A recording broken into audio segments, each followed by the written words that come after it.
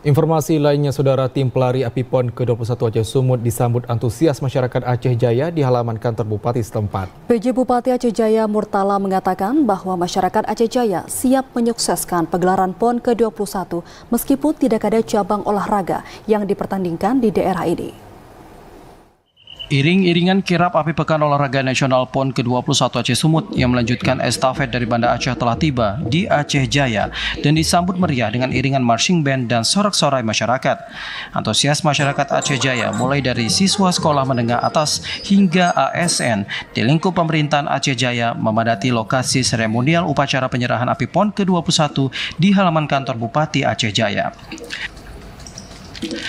PJ Bupati Aceh Jaya Murtala yang juga selaku pembina upacara menyampaikan bahwa ini merupakan suatu kebanggaan bagi Aceh menjadi tuan rumah perhelatan pesta olahraga tingkat nasional 5 tahunan ini.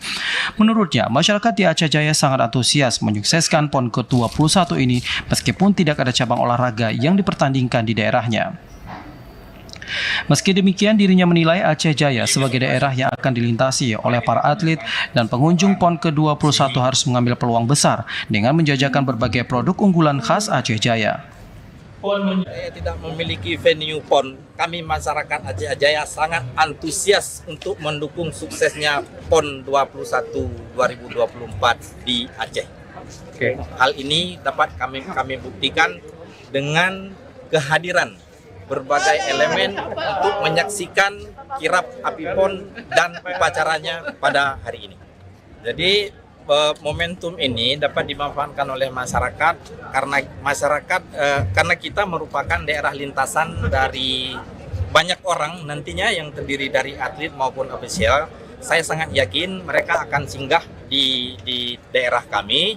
Dan kepada masyarakat kami menghimbau supaya dapat menyiapkan produk-produk unggulan UMKM-nya dengan memberikan logo PON 21 Aceh Sumut untuk dibelanja atau dibeli menjadi kenang-kenangan bagi mereka yang melintas di daerah kami.